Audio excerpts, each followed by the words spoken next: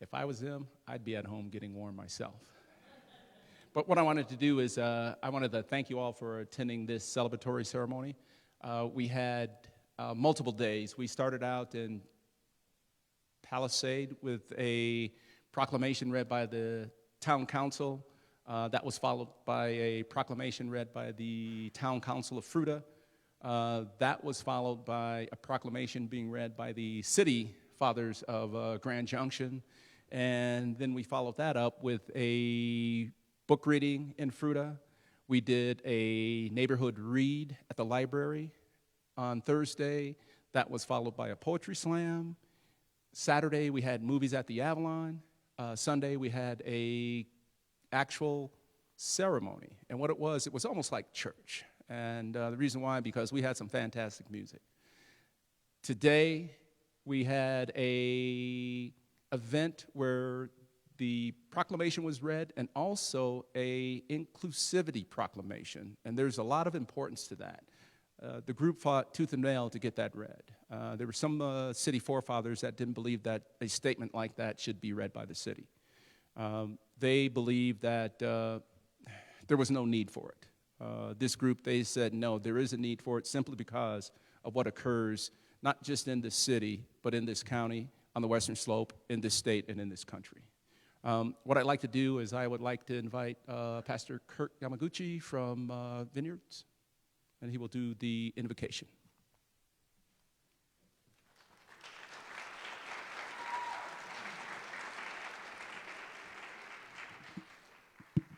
Got to pull the microphone down. You know, it's no surprise to us that we live in a polarized world. And we live in a world that today is driven by suspicion, by intolerance, and by hatred. But we're called, I believe, by God to be people that helps to bring unity and acceptance and tolerance in the world. And I love the topic today is we are the change, because I believe that is a biblical truth. That if we're going to bring any change in the world, it starts with us. Ephesians 4:32, the Apostle Paul said, "Be kind and compassionate to one another, forgiving each other, just as Christ God forgave you." And so, in response to the goodness and the love of God, he calls us to be good and to love one another. And so let's pray for that today. God, we thank you for what today represents. We thank you, Lord, that you created us, men and women, of different colors, of different races, of different languages, of different backgrounds, but you call us to live as one. And Lord, I just pray that we would be a people of positive change, that we would be a people of love. And Lord, that only comes by us experiencing your love in us. So tonight, may your love just come, and may you speak to us, and may you reveal your heart to us, so that we can be your representatives. Regardless of what faith that we have, may we represent love to the world. And we pray in Jesus' name. Amen.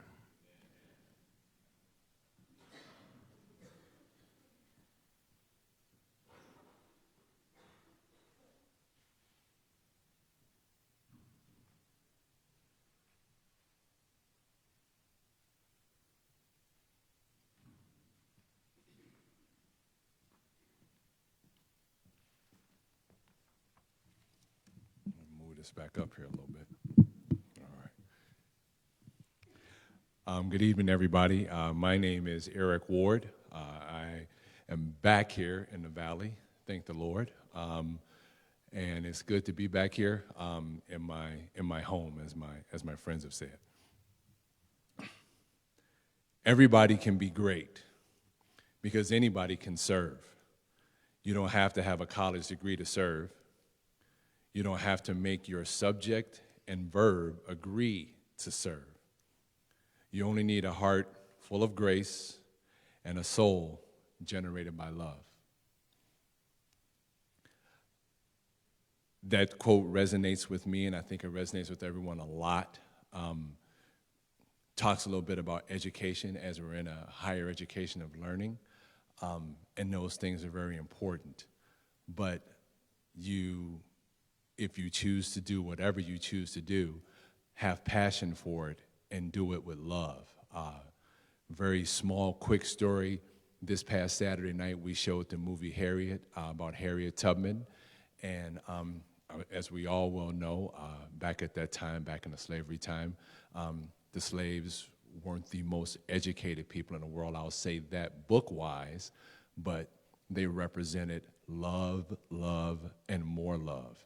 And Harriet herself didn't have a college degree, only made about, 50 or 60 visits back and forth to save 750 people without a college degree.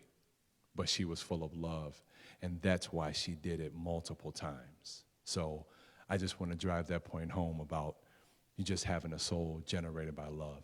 Let's just all love each other.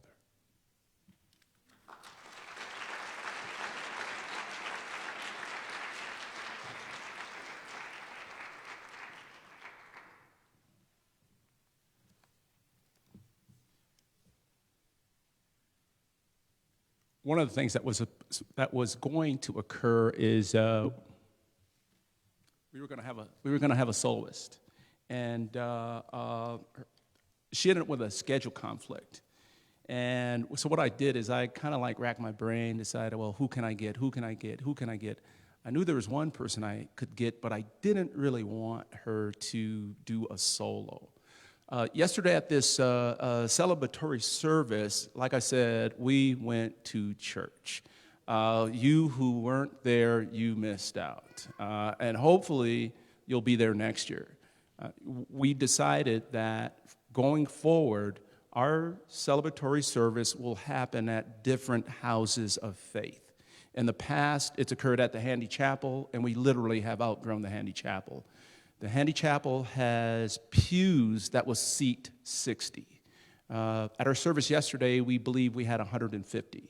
And we're glad that we had it at this alternative location simply because those inside would not have been able to hear. Those outside would have froze to death. I reached out, and I couldn't find a soloist, and then I saw somebody walking on, believe it or not, walking on the sidewalk. And I said, hey, can you do something for me? She kind of looks at me. I said, I need a solo done tonight. And she kind of looks around, and I said, I need a solo done tonight. And she has happily agreed. I took you off the spot, okay? But the solo tonight, I don't know if a lot of you know, but there is a black national anthem. Us African Americans know it. We know what it is. And so now we're going to have that sung solo.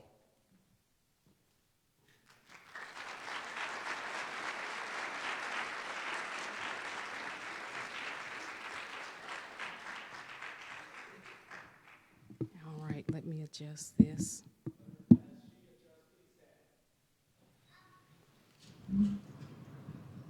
Okay, here we go. Lift every voice and sing till earth and heaven ring, ring with the harmonies of liberty. Let our rejoicing rise high as the listening skies. Let it resound loud as the rolling sea. Sing a song full of the the faith that the dark past has taught us. Sing a song full of the hope that the present has brought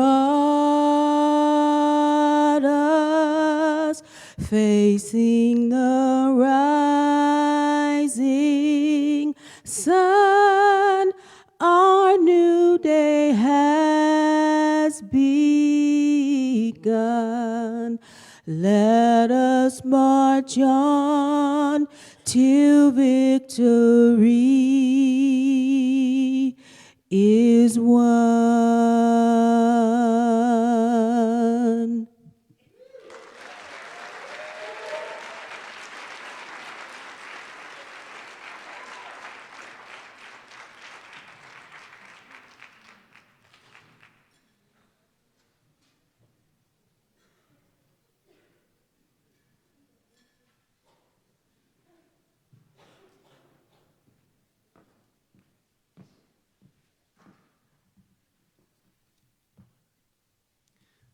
Dr. King once said, "You will change your mind, you will change your looks, you will change your smile, laugh, and ways, but no matter what you change, you will always be you.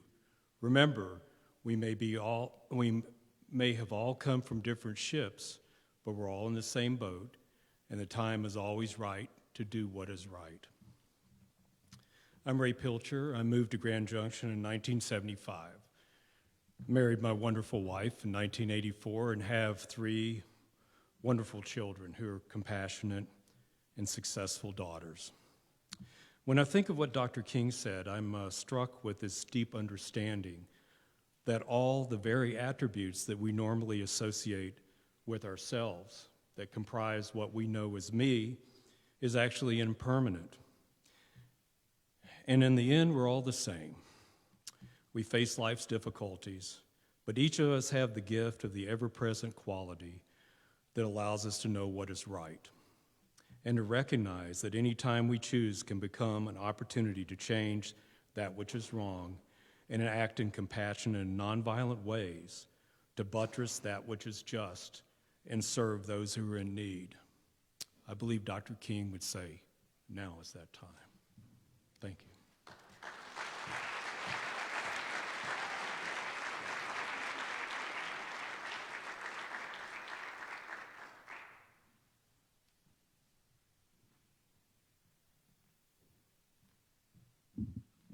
I'm significantly shorter than any of those people before me. But Dr. King once said, "The function of education is to teach one to think intensively and to think critically. Intelligence plus character, that is the goal of true education. Remember this: if you can't fly, then run. If you can't run, then walk. And if you can't walk, then crawl. But whatever you do, you have to keep moving forward." My name is Raquel Menner. I moved to Grand Junction in 2013 to attend CMU.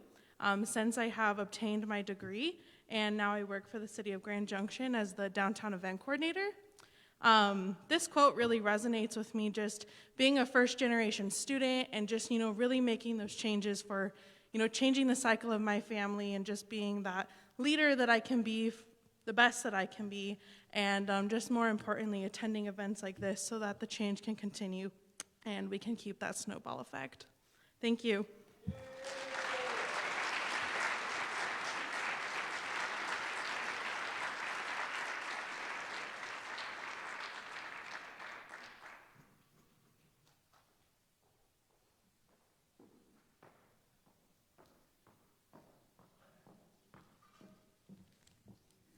Good evening, everybody. My name is Barbara Michelle, and I'm secretary for this group, Black Citizens and Friends, that puts on the MLK celebration. I am up here to tell you about something that we started, last year. We started an essay and poster contest, 2 separate ones, an essay contest and a poster contest, for local Valley residents, so all the way from elementary up through college. Although we have yet to have any college submissions, so maybe you guys can change that for next year. So what we do is we have our theme, and I don't know if all of you know what our theme is. I know David has said it, but it comes from a quote. So the committee gets together and we all submit different quotes, and then we vote on which one we would like. So I'm going to read the quote for you now in case you haven't seen it. Change will not come if we wait for some other person or some other time. We are the ones we've been waiting for. We are the change we seek. And that quote is from Barack Obama. From that, we took our theme, We Are the Change, for this year. Our theme for last year was Take a Stand, which came from an MLK quote. So we asked the students, please write an essay based on our theme. It's kind of a personal opinion essay, and we're not, picky about grammar or things like that. We really just want to get the students involved. And then the same thing with the poster contest. So I wanted to show you guys. Does this come out? Okay. I wanted to show you guys our poster winner from last year is right here. She was a 7th grader last year when she won. Her name is Adina Gutierrez.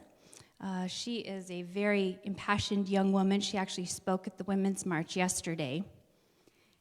She created kind of a collage poster, and what we did is we asked her permission to use this image for our t-shirt for this year. So I don't know if you've seen these out in the hallway, but we used her image on this t-shirt for this year. As well, we created I took apart her art. I made copies of it and then took it apart. Stickers, and so we made 2 stickers from her art and a pin as well. The flag here is the pin that I had made. And on it, she had put an MLK quote, I have a dream that one day this nation will rise up and live out the true meaning of its creed.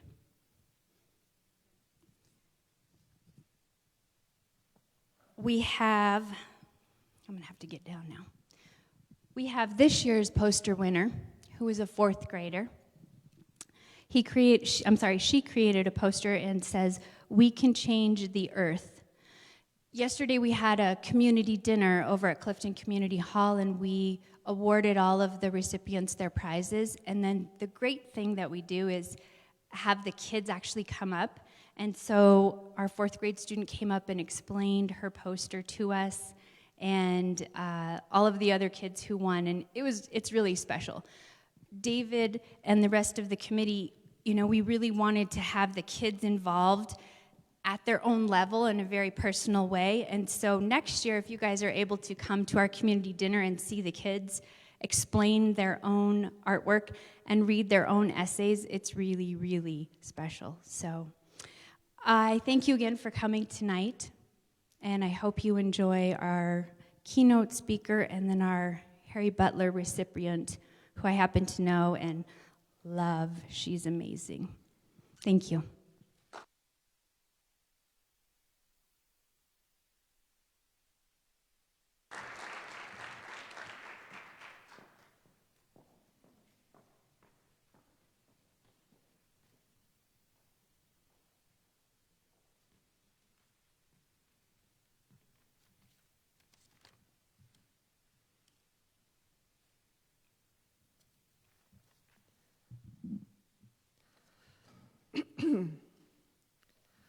The limitation of riots, moral questions aside, is that they cannot win, and their participants know it.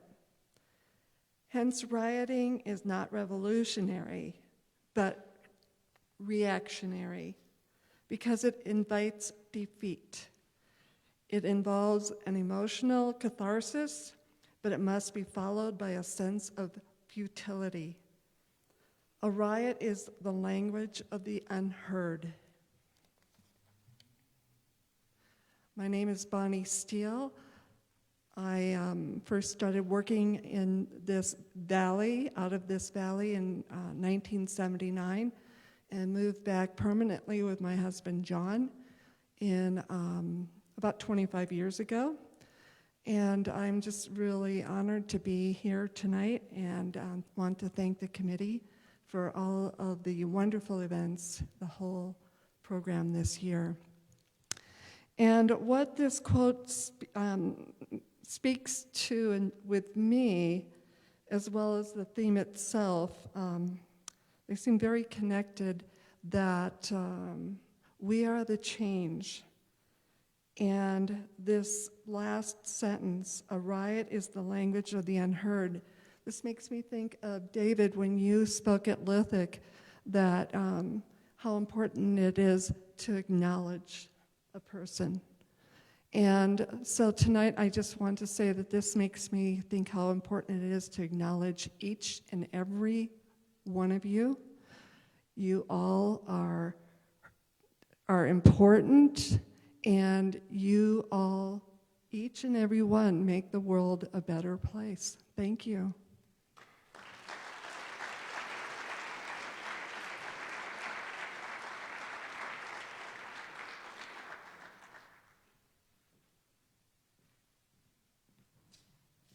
You know, it's ironic that Bonnie speaks about acknowledging and acknowledgments, and now I have that shameless duty to acknowledge some of our sponsors.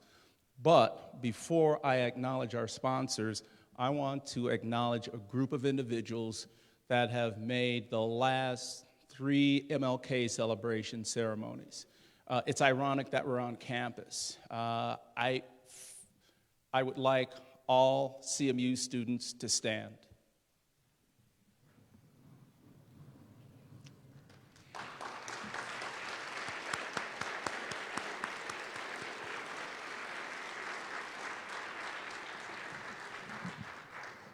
Now, I want to give a shout out to my girls, all right? They've come every year. They sit in the front row. I want them to stand up and show you their modes of transportation. This is CMU's women's lacrosse team.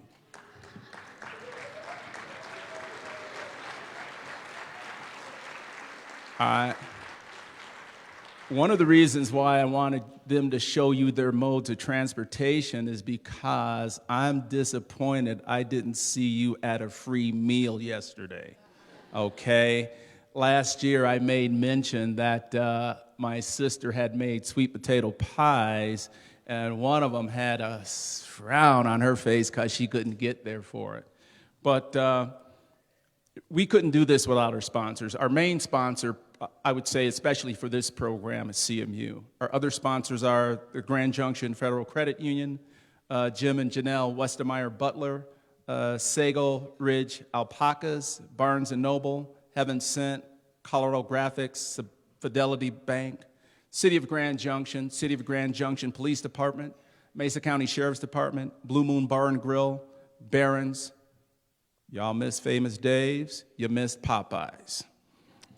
Riverside Task Force, Koinonia Spiritual Community, MC Squared for Justice, City Market. The reason why we're mentioning City Market and Safeway is for those that didn't have the opportunity to attend our celebratory march. City Market on 24 Road and Safeway on Horizon Drive, they donated roses. And what we did with those roses, part of our march was to go by the Handy Chapel. And we laid roses at the doorstep of the Handy Chapel in honor of those that have passed before us, those who struggled. And we're talking about Martin Luther King. We're talking about Rosa Parks. We're also talking about Malcolm X. And locally, we're talking about Harry Butler and Josephine Dickey. As I continue, we have Fidelity Mortgage as a sponsor, Grand Junction Chrysler, Binge's Shoes, Crossroads Fitness, Bin 707, Starbucks, Spring Hill Suites, Hampton Inn, John Gear American Family Insurance, Warehouse 2565, Colorado Mesa University again, and Aspen National Financial. Without these sponsors, a lot of this wouldn't be possible. You heard me mention Harry Butler. Harry Butler was a pillar in this community to the point where we now honor him with an annual award. And I would like to invite his daughter up, Janelle Westermeyer Butler, to start the presentation process.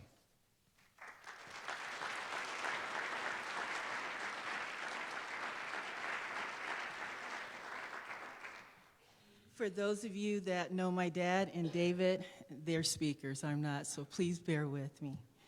Dad always liked to start off with a Bible verse, so in honor of him, I'm going to do so as well. Give it, and it will be given to you. A good measure, pressed down, shaken together, and running over, will be poured into your lap.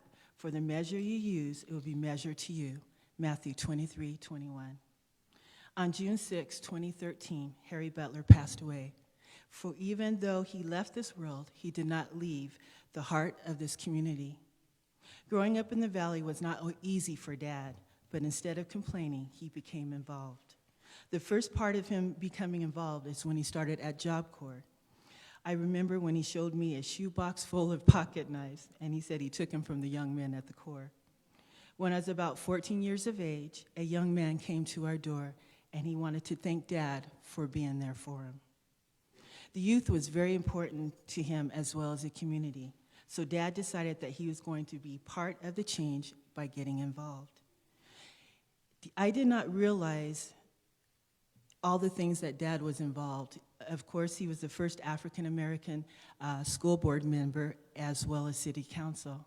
After he passed away, I found out just how much he was involved in the community, but he always seemed to have time for us. Some of the things he was involved with was Mesa Developmental Services, the Tree House, member of the Legend Committee. He was on the advisory board of the Cultural Advisory here at CMU, and school boards, Grand Junction Housing Authority, Human Rights Committee, and the Kids Voting Board. I was told by a teacher that Dad went to her 8th grade classroom to speak. He first led them in prayer and then took questions about the school board, education, about life. She said that she would invite people to speak at her middle school, but he was the only one that took the time. Additionally, he would visit the jail, had Sunday service for the women in the jail, visit the hospital, the nursing homes, offering hope and encouragement. He would also conduct weddings and funerals. I had one gentleman who told me that Dad would bring his car to his work of business. And when Dad heard that his daughter was going into the military and the gentleman was scared and concerned, Dad took him aside, and right there, he prayed with him about his daughter. The gentleman said that it meant so much to him. He said he didn't really know a whole lot about Christians, but if a Christian was what Dad did, then he may think about it.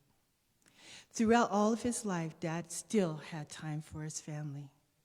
Sometime after Dad's passing, David and Juanita informed me they wanted to honor Dad by honoring those that have dedicated their lives to serve others.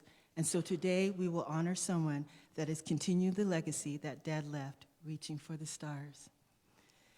Every great dream begins with a dreamer. Always remember you have within you the strength, the patience, the passion to reach for the stars, to change the world. Harriet Tubman.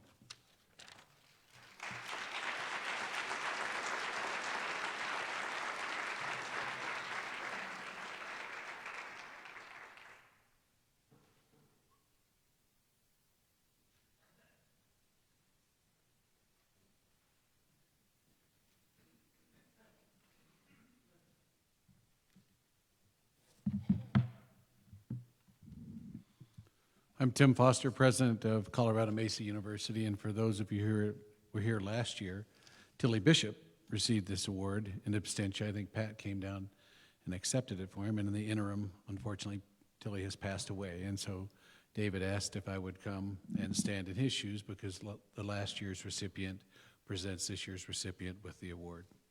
And so it is really an honor to be standing here in Tilly's shoes, literally and figuratively.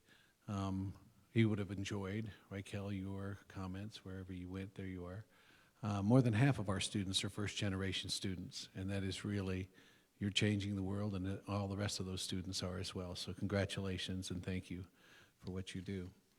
I'm going to introduce to you a young woman, Mona Highline, who is this year's recipient.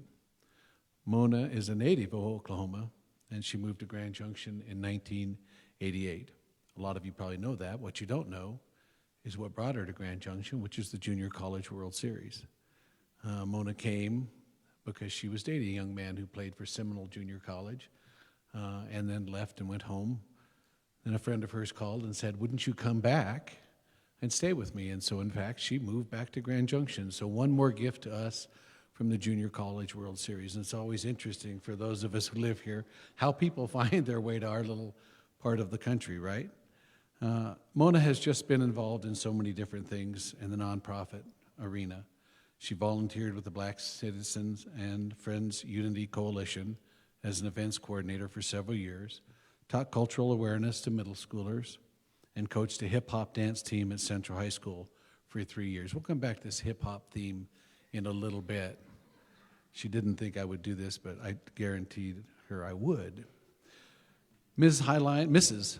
She told me she earned that. Mrs. Highline worked for Hilltop Community Resources for 7.5 years. 3 of those years, Mona worked with at-risk teenagers where she managed a shelter. In 1998, she went into full-time ministry. She hosted 9 citywide women conferences from 2006 to 2015. And as a public speaker, she's been a keynote for women's conferences and retreats, as well as a panelist for local organizations, always bringing awareness of the disenfranchised population in our community and advocating for those in need. The Joseph Center was birthed when Mrs. Highline saw the gaps in our community. Her passion to see healthy people restored to her community and hopes that one day there will be another Joseph Center established in other surrounding communities. Mona carried this vision for the Joseph Center for 8 years, and in 2015, the Joseph Center was born. With the help of 2 other women, they got to work, starting with a day shelter for homeless families with children, and it has now grown to 8 programs. I think maybe you told me 9. 9 programs designed to assist families and individuals and help them rewrite their life stories and really obtain sustainability. To date, the Joseph Center has assisted over 800 families and individuals with an 80% success rate overall. Working with case managers, attorneys, local police, and city leaders, Mona has networked the community and established relationship with all sorts of agencies. Mona continues to be innovative in her work as the needs continues to arise, working with single dads, helping families relocate, and assisting in finding permanent housing with the motto, empowering lives with purpose. Mona has been married to Charles Highline of Grand Junction for 22 years and is a worship leader at her home church where she's been for 23 years. Now, I did take an opportunity to interview and call some of her friends who shared the following. She is just the sweetest person and so easy to be around. If you know Mona, she is one of the most genuine people you will ever meet. Now back to the hip-hop thing. Had her friend not called and had her relocate to Grand Junction, she was on her way to Dallas to try out for Dallas Cowboys cheerleaders. Exactly. So you can imagine Ms. Mona being a Dallas Cowboy cheerleader.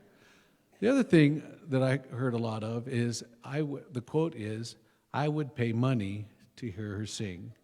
And so she is, in fact, a very accomplished vocalist. So please help me welcome, and maybe she'll sing a stanza or two, Mrs. Mona Highline, this year's recipient.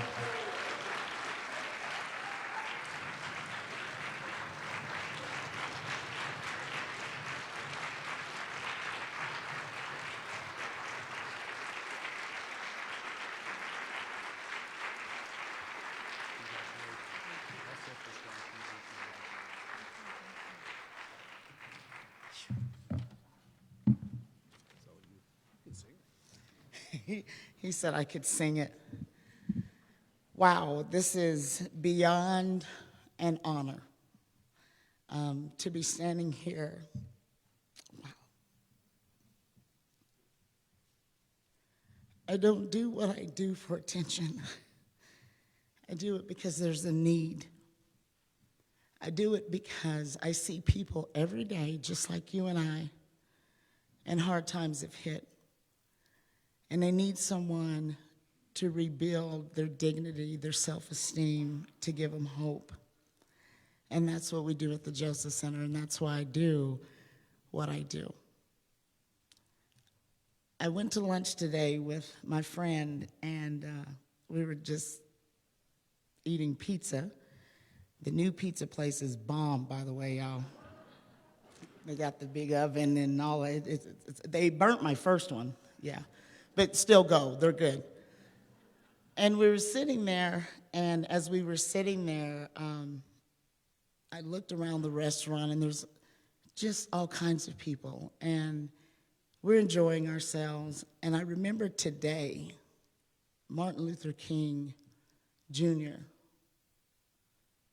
And I thought, over 50 years ago, my mother couldn't come in here and sit down.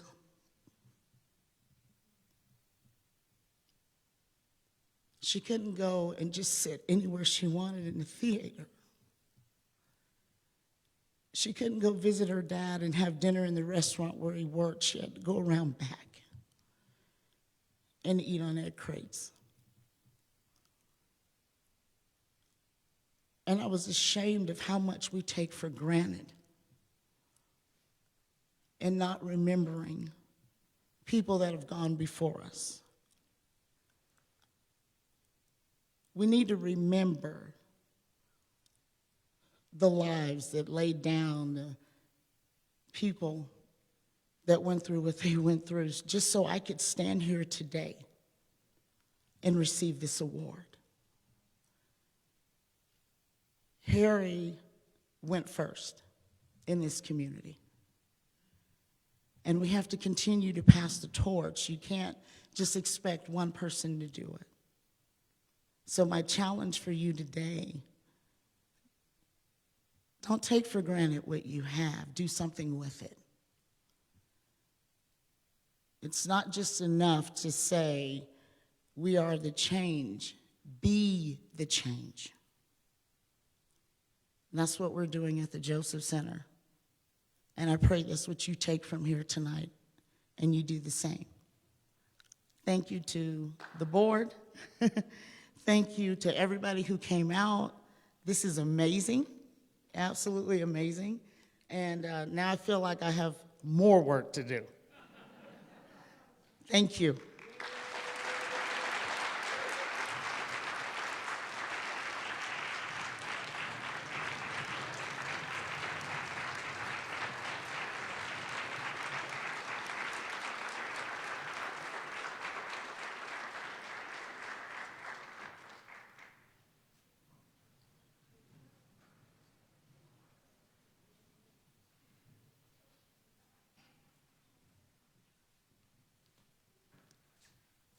We're going to change up the schedule really quick, simply because there's someone, excuse me, there's someone here, she's kind of in a dilemma in terms of schedule-wise, so I'm going to bring her up right now. Star Harvey.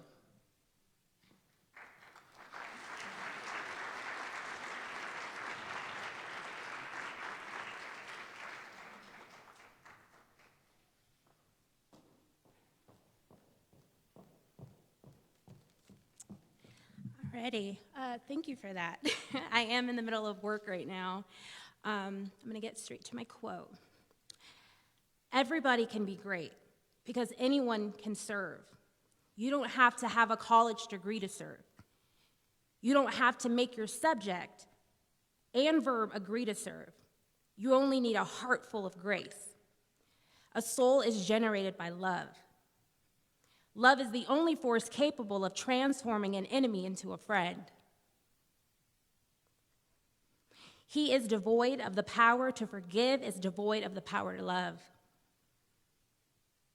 Alrighty, that was deep. My name is Star Harvey.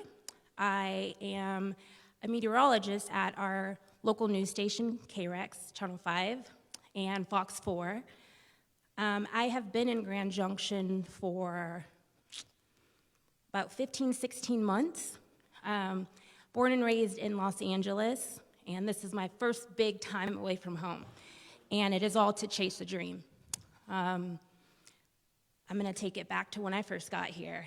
I come from, as I said, Los Angeles, where it's a gigantic melting pot of people that look like me, that don't look like me.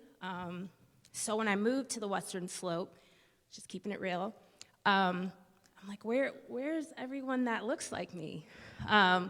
Where is my family? Where is my home? And I learned very quickly that the community here was a very approachable, everyone. And that started with Janelle, who was my first friend here, and then it extended all the way down to David and the entire committee. And because of my work, I've had the opportunity to get out and meet tons of people here, even the president at CMU, who has been amazing. And so for me, what the quote actually means is I grew up always knowing, and my grandmother, I'm gonna start with her, she tells me this story about how she came from Mississippi running, 13 years old with a baby on her back, to Los Angeles. And my grandma raised me, and I come from a huge family. I'm one of 6 girls, the oldest. And so growing up, I always knew that I wanted to be on TV doing weather. I always wanted to be a meteorologist. But there was not people that looked like me in Los Angeles. And so I didn't have what that example looked like. And so I took tons of other routes. I went to school for tons of other things until I got to the point where I was like, you know what, I'm just gonna go for it, even if there's not anyone that looks like me. So I got to Grand Junction. I decided to stop straightening the hair on TV. I decided that I was gonna create my own look, and I was gonna be who I am and be comfortable in that. And the change can start with me, you know, so that there can be other little black girls, you know, that are gonna see me, and I've had it happen. And then that keeps me going, you know? It's like there's someone on television that does look like me. There's someone on television that's not afraid to rock her braids. There's someone who's not, I don't have to be anything other than myself. And so for me, that's where the change starts. You know, for all of the other little girls out there that look like me and maybe even don't look like me. But as I said, I do have 5 little sisters that are watching and that are following. And for me, that's where a lot of the change starts.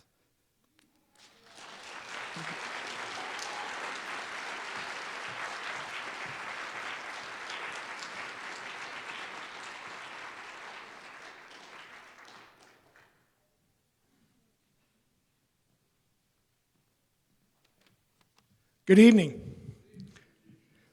Try that one more time. Good evening. My name's Bob Lang. I'm the Director of Diversity Advocacy and Health here at campus. And it is my privilege and honor to introduce our keynote speaker, but a couple of things I want to kind of point out before I do that. And one is, "We are the change" is a quote that resonates within my heart. And my favorite quote is actually, "Be the change that you want to see in the world" by Mahatma Gandhi. And I think that idea that we've been talking about all along in relationship to we are the change moves towards becoming the change that we want to see and really gives us all the opportunity to move in that direction. One of the things I did want to point out is that our essay winner, Mary Beckstead, wasn't able to attend tonight, but this is the first year that we were able to grant a $500 CMU scholarship for those CMU students who are interested next year to be able to have a winner of the essay contest. So we'll be presenting that to her posthumously and really look forward to her coming to campus. It is my privilege and honor to welcome the keynote speaker, a colleague and a respected professional in my field, and I have the privilege of being able to serve with him on our CCTC meeting, that is Dr. Leslie Rio. He has 5 mental health licenses in 3 different states, Colorado, Hawaii, and Louisiana. He has 43 years of experience in consulting, teaching, religious ministry, supervision, and counseling. And in 2005, Governor Owens appointed Dr. Leslie to the Colorado LPC Examiners Board. In 2007, Governor Ritter appointed Dr. Leslie as the Mental Health and Substance Abuse Representative on the State of Colorado Commission of Criminal and Juvenile Justice. And in 2014 and 2017, he orchestrated unanimous passage of 2 bills he drafted, House Bill 14-1271 and House Bill 17-1011. So if there's anybody that I know of who represents being the change, Dr. Leslie Dr. Rio Leslie is that person and has done an amazing job in relationship to advocating for both mental health and substance abuse. Please join me in welcoming Dr. Rio Leslie.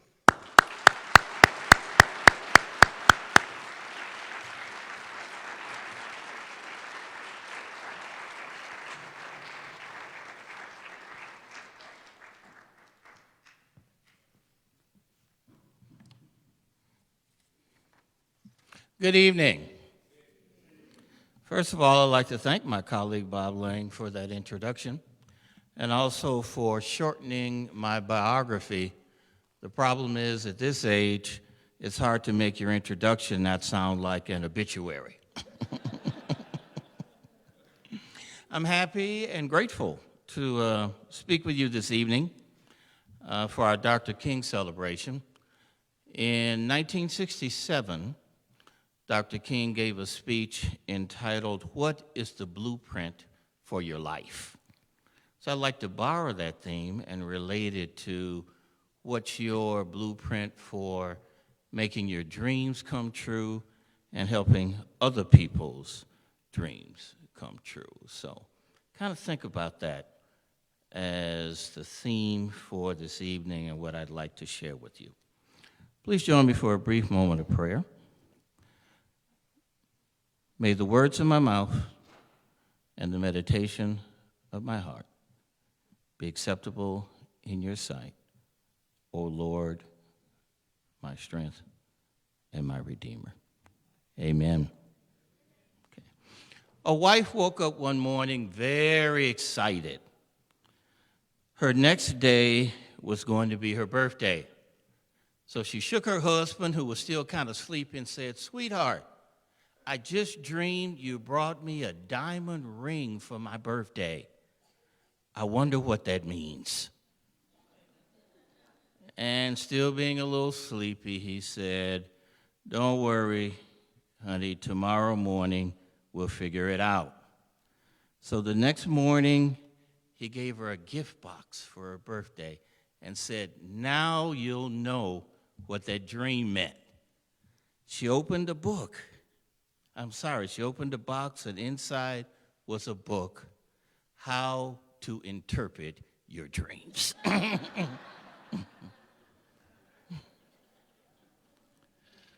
We know what happened to her dream, but what about yours and what about mine?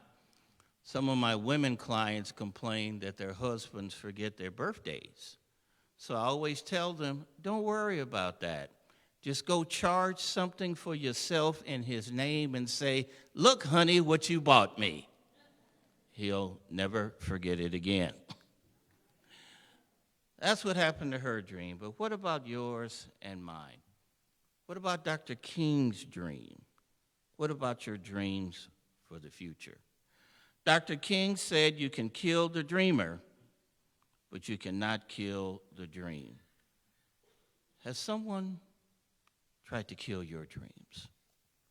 We'll talk this evening about how to never let that happen to you.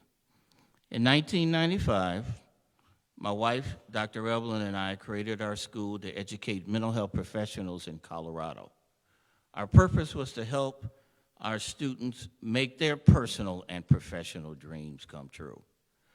The life and words of Dr. King, already quoted, I think twice this evening, provided a blueprint for that. He said, "Intelligence plus character is the goal of education."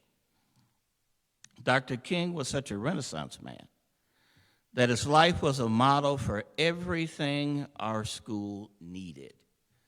And I propose this evening, as you seek to build a life of fulfilling your dreams and helping other people do the same, Dr. King's words and his life are a model for you to do the same. He was a Baptist minister, but also an example of what James Fowler called universalizing faith. He was a philosopher king, but also a social activist. He was a child of the South, but a citizen of the world. He was grounded in the African American church, but his influence transcended race, ethnicity, class, creed, and nationality and transformed our American culture. He was a prophet in the biblical sense and a man of faith in the practical sense. He was a scholar, but an inspiring orator. Dr. King lived the principles he preached, and I propose this evening we can continue to do the same. He said, probably prophetically, the quality, not the longevity of one's life is what is important. And I guess again, prophetically, he said, it does not matter how long you live, but how well you live. So this evening, I'd like to use his words and his example to kind of lay out what you and I need to pack into our knapsack for our pilgrimage of life, of making our dreams come true. I'd like to raise a few questions, because in life there seems to be more questions than answers, for our students, our faculty, our administrators, our community leaders who are here in attendance this evening. And I'm here, listening in the audience while we are streaming this. The first is to ask yourself, what kind of person are you? What kind of personality do you have? How will you project your personhood and your personality into your chosen profession, your community, your plans for achieving your dreams, and your plans for helping others do the same? Bob mentioned we're both mental health professionals. In our profession, we talk about knowledge, skills, and attitudes.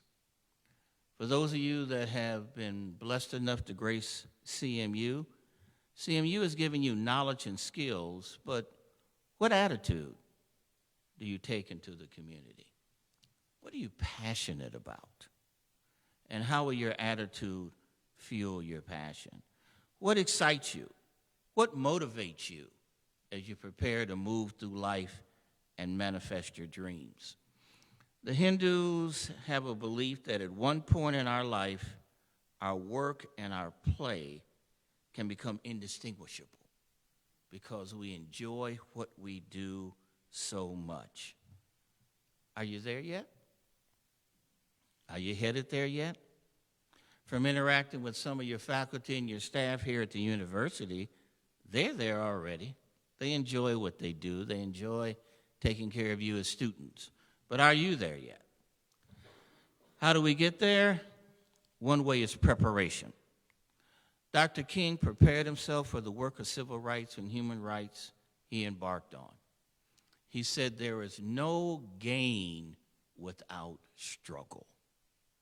At the age of 15, he entered Morehouse College and began the process of acquiring the finest secular and theological education he could get to get ready for pastoral ministry and social activism. After Morehouse, he attended Boston University and got a doctorate. Your dream deserves the most careful of preparation.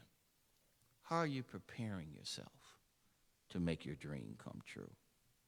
Reaching this point in your life, wherever you are, you have begun to prepare yourself for the next step of your own journey. Future opportunities require preparation for them in the present. The education you received here at CMU has been formative and formal, with a structure to facilitate knowledge, skills, and attitudes. But going forward, you're not going to have the benefit of your professors. A lot of what you design will be what they call autodidactic, experiences designed to teach yourself. What experiences are you going to design for yourself to fulfill your dreams and to fulfill Dr. King's dream? In preparing to pack for your pilgrimage, we talked about this with the students at lunchtime, which I really enjoyed. Don't forget developing relationships and partnerships. Dr. King did not do it all by himself. He created a coalition that included people from all backgrounds of life.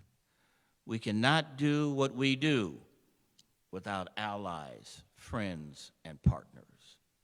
To make sure your dream will come true, who'll be your coalition partners? The most important of your relationships and partnerships will be the ones with your mentors. Find someone already successful in your profession or your community. Hold on to them, learn all you can from them, and never let them go. Dr. King himself was mentored.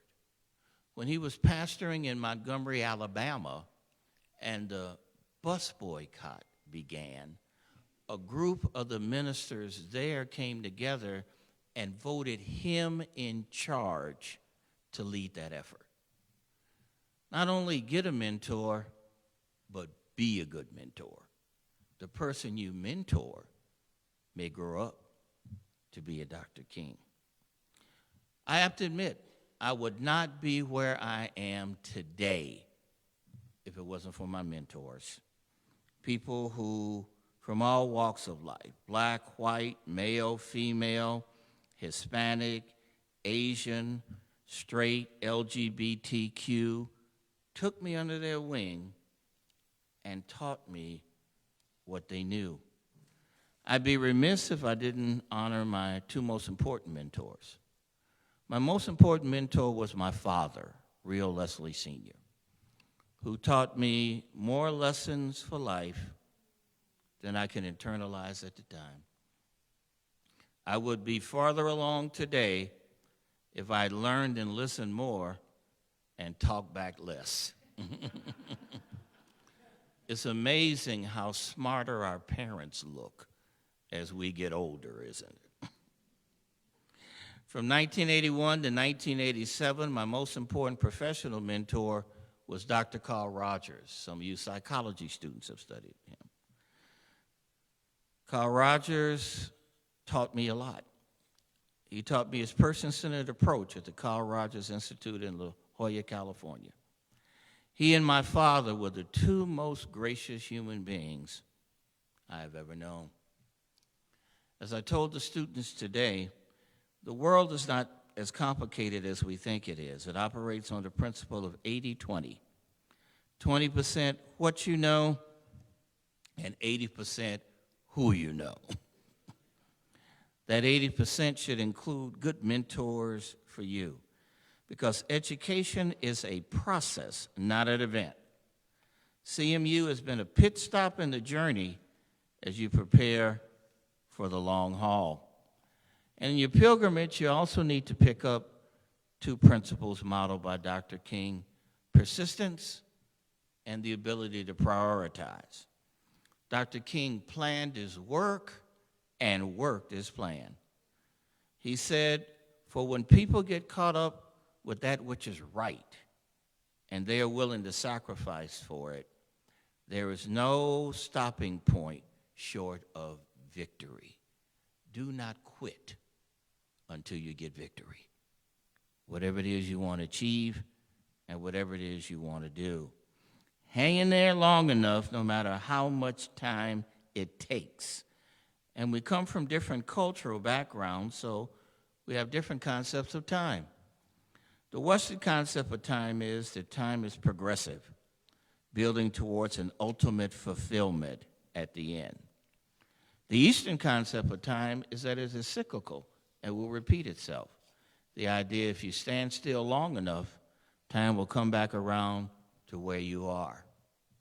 The African concept of time is that time is parallel with reality on multiple dimensions. But whatever your concept of time, take time and make time for your own personal and professional dreams to come true. Because sooner than you think, you will be leaders in your own professions, in your own communities, in your own disciplines, in your own chosen fields, and like the people that have been on the stage tonight, in our culture. Sooner than you think, you'll have power. I know you may not feel all that powerful right now, but it's coming. Do not be afraid to make tough decisions when earning the power to do so. The only thing I ask is don't make decisions out of fear or anxiety in the reptilian brain. Please make decisions based on logic, reason, your higher values, and moral judgment in your mammalian brain. Little shout out to the biology students. Dr. King used power to push for civil rights and social change. He used the power of the spoken word, the power of the written word, the power of coalition, the power of mobilization, and the power of persuasion to make his dream come true. You can too, when given the opportunity. We Americans sometimes have a love-hate relationship with power, but power itself is a neutral concept. Power is simply the ability to get things done, the ability to influence events and circumstances, the ability to influence people, the ability to make decisions, and the ability to impact the decision-making process. You will be able to use your power to help others, just like your administrators, your community leaders, your professors, your academic advisors have used their power to help you. Also, I'm going to give you a little challenge. I certainly invite you to pay back in the future by coming back to CMU to teach. Some of you will have some experience that students like you are now will need to learn once you have done all the things that you need to do. We have a little saying in the African American church: you can't teach what you don't know, you can't preach what you don't show, and you can't lead where you don't go. Ultimately, I would invite you to use your power and all you will accomplish in the future to pay back as others have paid into you. In the past few years, and I was talking with the students and Bob about this at lunch, because of experiences I and my colleagues have had, I decided to pay back by seeking to influence public policy to seek legal protections for the 6 regulated mental health disciplines in my own chosen profession. You will make similar choices. Dr. King said, there are times when one must take a position that is neither safe, nor politic, nor popular, but one must take it because their conscience tells them it is right. I did not know that time was coming for me again in August 2011. We as mental health professionals are regulated by the Department of Regulatory Agencies, known affectionately to us as DORA. You've seen the commercials. But in 2011, DORA initiated a complaint against me for a rule that didn't even exist. Sometimes civil servants and bureaucrats can get a little drunk with their own power and sense of self-importance. Of course, none of you have experienced that. Dr. King said, you are not only responsible for what you say, but also for what you do not say. So what I did was I rallied my staff, my students, and allies in the Colorado General Assembly and fought back. The complaint was dismissed, and while my lawyer and I sat there and watched, the boards then created the rule that did not exist before. Hard to believe, I know. It was dangerous to speak truth to bureaucratic power. These people controlled 3 of my licenses. But as Dr. King also said, our lives begin to end the day we become silent about things that matter. So a new chapter in my life began. I began to work on the macro level with the legislature. I created a multidisciplinary professional organization designed to protect mental health professionals from abuse of power and overreach by state legislators. Since 2011, I've written 8 bills, 2 of which were passed unanimously by the Colorado House and the Colorado Senate. The second bill required a coalition of mental health professionals that included the whole range. We had spiritual counselors in Boulder. We had all kinds of mental professionals in Denver. We had conservative Republicans in Colorado Springs and practitioners from rural Colorado. I'm telling you, can't do it all by yourself. You have to build a broad coalition that includes everybody you can. 2 years ago, I was honored with an award for my legislative activism by the Black Legislative Caucus. It's a beautiful plaque signed by the President of the Senate and the Speaker of the House, brightly displayed in my office on my I Love Me wall. Of all the awards I've been honored with, this one is my favorite. I did indeed earn it, but I did not expect it. You too will accomplish things you did not expect if you just stay the course in building your dream. In 1964, Dr. King was awarded the Nobel Peace Prize, the youngest person to ever receive it. Some of you are designed for honors in the future also. Get ready for them. But you need, like he did, to be persistent, to be powerful, and be prepared.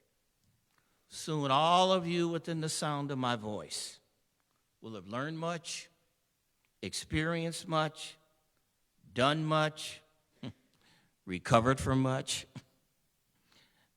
and gone many places. Your earned wisdom will be unique, rich, and valuable. The powerful person and the accomplished professional and community leader you will become by then will need to be shared. Shared in your community, share it in the classroom here at CMU, share it wherever you can. So for the next few years, as you build your dream, whether you work in someone else's business or create your own, remember the constants in life that will consistently challenge your pilgrimage, but don't let them deter you and don't let them defeat you. There will always be adversaries and critics. There will always be naysayers and doomsayers. There will always be haters, and yes, there will always be regulators. Do not let them deter you or even delay your dream. And another component, using Dr. King as an example, is your own faith and prayer. Remember, Dr. King was first a Christian pastor and a man of faith. His example shows us prayer and faith can make your dreams come true. Whatever your spiritual beliefs are, stay strong in them. Use them to channel peace and power in your dream-making journey. Dr. King said, take the first step in faith. You do not have to see the whole staircase just to take the first step. I'm reminded of a story, and I'm sure none of this happens here in churches in Grand Junction, but a women's group was getting ready to have a picnic. But there was one lady in the church they didn't like, so they didn't invite her. I know nothing like that happens here. That Sunday, the pastor preached on forgiveness and reconciliation. So the women felt convicted. So they went to the woman they had excluded to her house and said, I'm sorry, we're going to have a picnic tomorrow. We forgot to invite you. Can you please come? And she said, well, I hate to inform you, you're not going to have a picnic tomorrow. They said, what do you mean? They said, well, she said, I heard you were having it. I know you didn't invite me. I've already prayed for rain.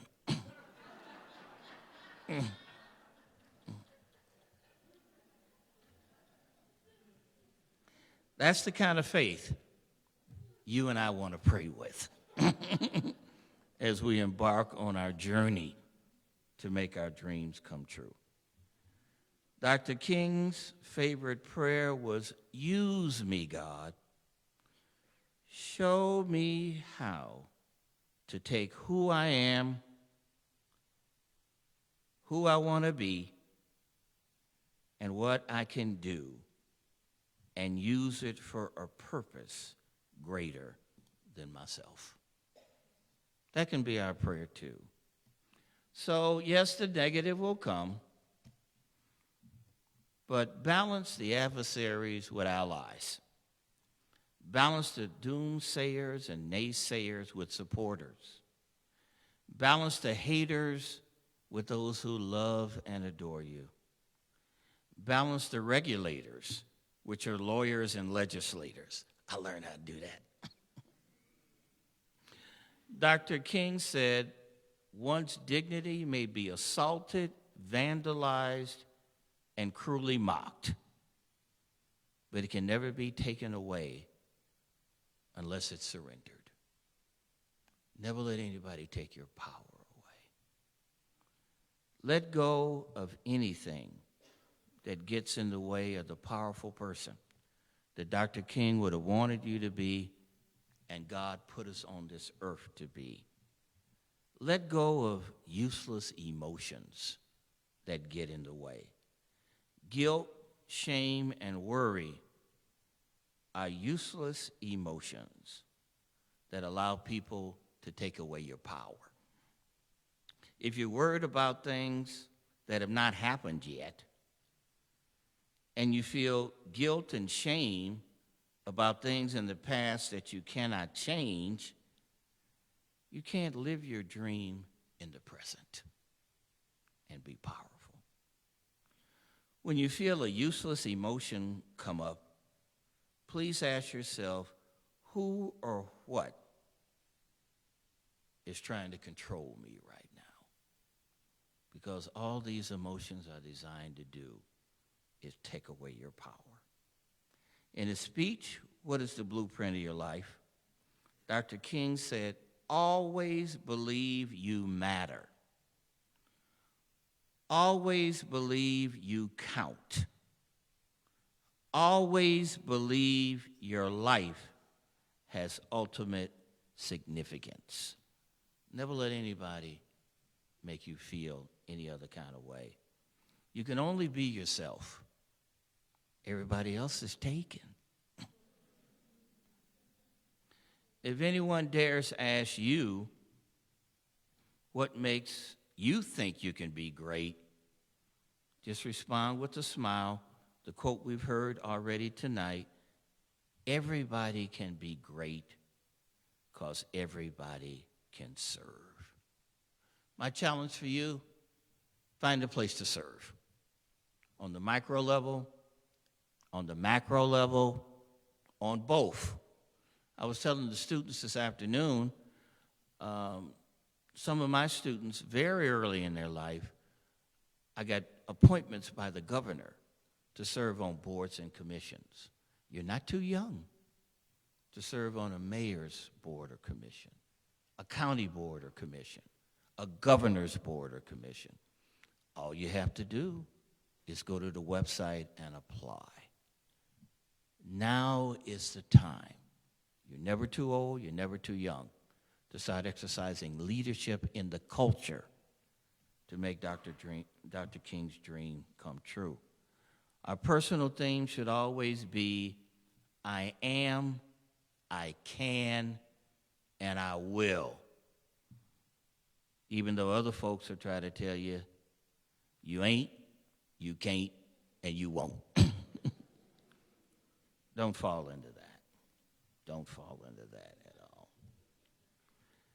And I guess, in conclusion, because I promised Bob that I would have y'all glad I got up, not glad I shut up. I want to again say, any one of us can be used by God. God has used people with more flaws than you and me to make dreams come true and slay dream killers. Dr. King said the time is always right to do the right thing. There's nothing wrong with us that God can't use. Those of us from the three Abrahamic monotheistic religions, Judaism, Christianity, and Islam, can look at the Bible and look at people that were used by God with imperfections. Noah was a drunk. Moses had a speech impediment. Gideon was a skeptic. Rahab was a harlot. Jonah was disobedient. David was a murderer. Solomon was a polygamist. Ezekiel had unclean lips. Jeremiah was young. Abraham and Sarah were old. Jacob was a con man. Thomas was a doubter. Peter was a hothead. And Lazarus was dead.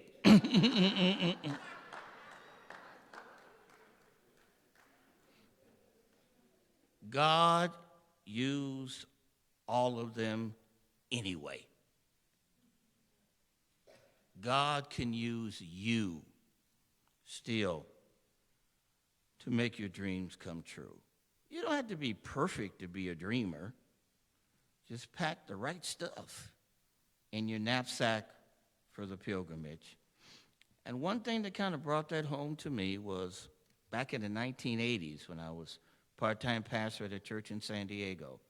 One of my parishioners brought me a very simple poem. I'll move towards wrapping up with that tonight. It simply goes, your mission is to change the world, is what God said to me. I want you to use your gifts to make it a better place to be. But I said to God, what can I do? The world is so big and I'm so small. There is so much that must be done, and I have no gifts at all. But then God said to me, you still have much to do. And to say you have no gifts is simply just not true. You can start to build a better world by building a better you. Students, graduates, community members, administrators, professors, your job is to build a better world by building a better you. How do you do that? Follow Dr. King's example. Build a coalition.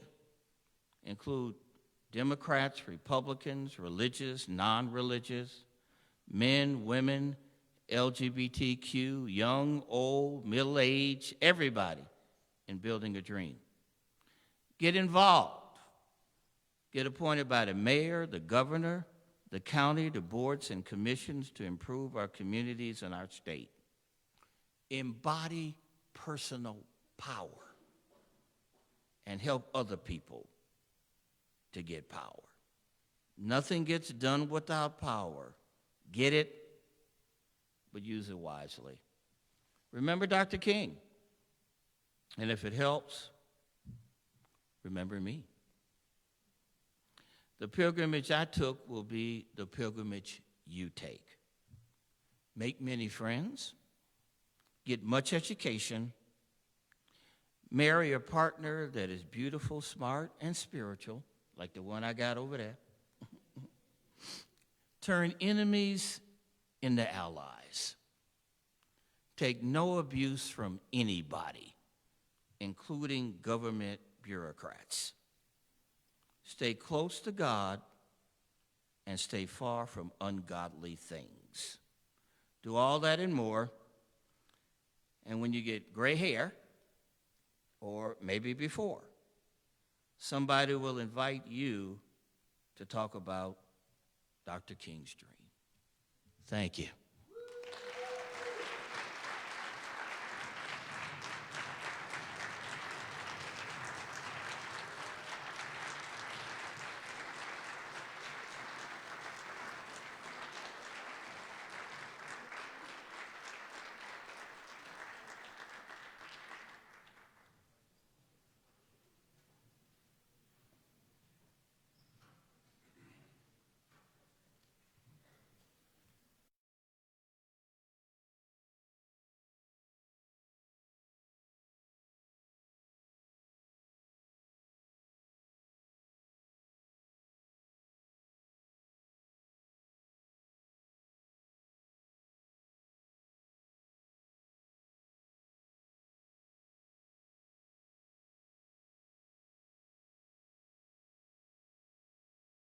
Good evening. Thank you. The quote I have in front of me says, "Every man lives in two realms, the internal and the external. The internal is that set realm of spiritual ends expressed in art, literature, morals, and religion. The external is that complex of devices, techniques, mechanisms, and instrumentalities by means of which we live. There comes a time when one must take a position that is neither safe, nor politic, nor popular, but he must take it because his conscience tells him it's right." My name is Tremaine Jackson. I am the newly appointed head football coach at Colorado Mesa University.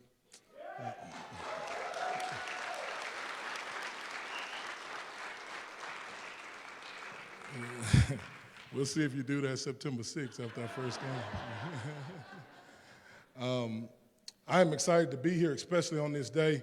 When Mr. Combs called me and texted me and sent me that, I jumped on the opportunity. We just had our first team meeting, and I kind of sprinted over here because I wanted to be a part of this. So I apologize for being late, but I do want to share this with you. Today is a special day for me when you talk about dreams and things of that nature. I was unfortunate. I'm a young guy. I'm 36. I did not see the I Have a Dream speech, but I grew up with my grandmother, as I said, and I heard it every Sunday morning as she cooked and got us ready. And that was big for me because I started dreaming. In my profession, I don't know how much you know about coaching, but there's a pecking order of coaches. And me being 22 years old, starting in 2006, I decided to start dreaming about being a head football coach. There weren't a lot that looked like me, but we decided to go on ever since. And so I started dreaming. We started going about the business of getting prepared to be in this role. And in that dream, I used to say that someday God's gonna do it. Someday I'll be standing up in front of a football team and be able to pour and give into someone like what was given to me. Someday. That someday became December 23rd, 2019, about 5:55 p.m. while I was playing Madden. And I got the call from our administration, and our administration is a little weird around here, and I'm not afraid to tell them that because I've been dreaming about that phone call, and I've been practicing what I was going to say on that phone call. And before I could say anything, I cried. I didn't want to negotiate a contract. I just wanted to say yes, and I cried some more. And my grandmother died June 22nd, 2019, but before she died, she told me, "This is going to be your year." And the year was running out come December the 23rd. But right on that day at 5:55, I got the call and my dream became a reality. So I am a living witness because where I'm from and how I grew up, the numbers say I'm not supposed to be standing in front of you. But I am here. And I do want you to know that I'm not just Colorado Mesa's football coach. I'm Grand Junction's football coach, and I'm Colorado's football coach. And so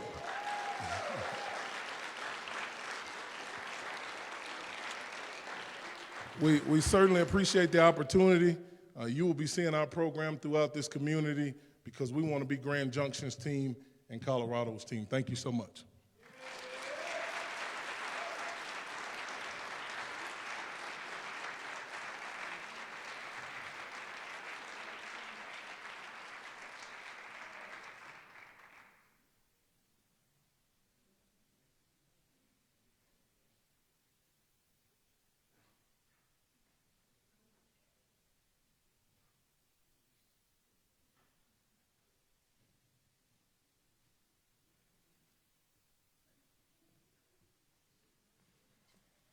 All right. My name is Kai O'Day, coordinator for student diversity here on campus at Colorado Mesa University. I have the opportunity tonight just to say thank you. Thank you to those of you who are able to take the time tonight to be here. Thank you for those of you who are watching online as we're streaming this on CMU's Facebook page. And thank you to our sponsors. A big thank you to our Black Citizens and Friends Committee for putting this event together and several events this past week. And as a member of CMU and a member of this community for a very long time, I remember when I was, I guess, a 10-year-old, 11-year-old kid running around stealing cookies and drinking tea and lemonade. So excited to be here for the celebration. It's always been, as far as I can remember, hosted here on campus. And CMU, Colorado Mesa, has been a partner of our community for a very long time. I'm very thankful that we get a chance to be here. And also I'd like to thank Dr. Leslie and his wife for being here tonight and your wonderful speech tonight. Truly a blessing to have you guys take the time to come over.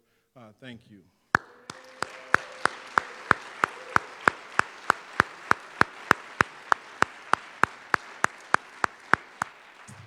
And I'd also like to take the time to thank our this year's Harry Butler recipient award, Ms. Mona Highline. And so thank you.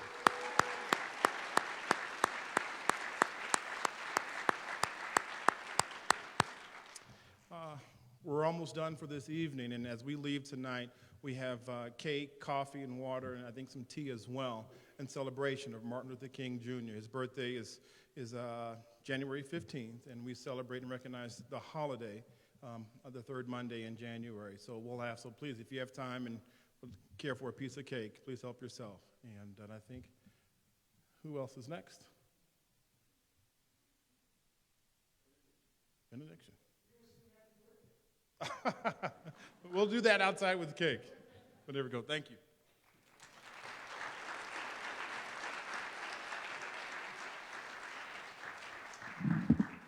Just real quickly, I know we need to end. You may not notice, but I'm Japanese American. And I grew up in a home in Denver. My dad had a one-chair barbershop, and my mom was a waitress at Fujian, a Japanese restaurant. And but they raised us, and they said, you are going to college because you're going to become something better than we are. And in the Japanese American culture, we were taught a saying called shikata ganai. It means it can't be helped. And so my dad's family was put in a relocation camp. And when they got out, they were told to be quiet. Don't bring any attention to yourself. And so we were taught to earn respect by who you are. Don't demand respect. And so to think that God has given me the ability to pastor a church like Canyon View Vineyard in Grand Junction, of all places, is an amazing journey of my backpack being packed years ago, and I just told God, I'll serve you wherever you lead me.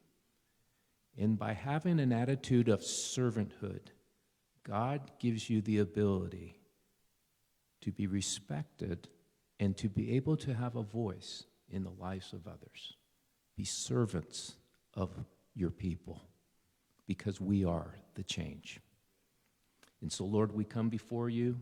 We thank you for the ability to follow the example that was given to us by Dr. Martin Luther King, that we all can live the dream, no matter what shape or size or color that we are. And we bless you and thank you, Lord, that you are a redeeming God, a God of opportunity, and a God of hope and of love. May we serve you in all that we do and all that we say for your kingdom and for your glory. And regardless of the faith that you have, we all come together as one and we say, Amen. Amen. God bless you.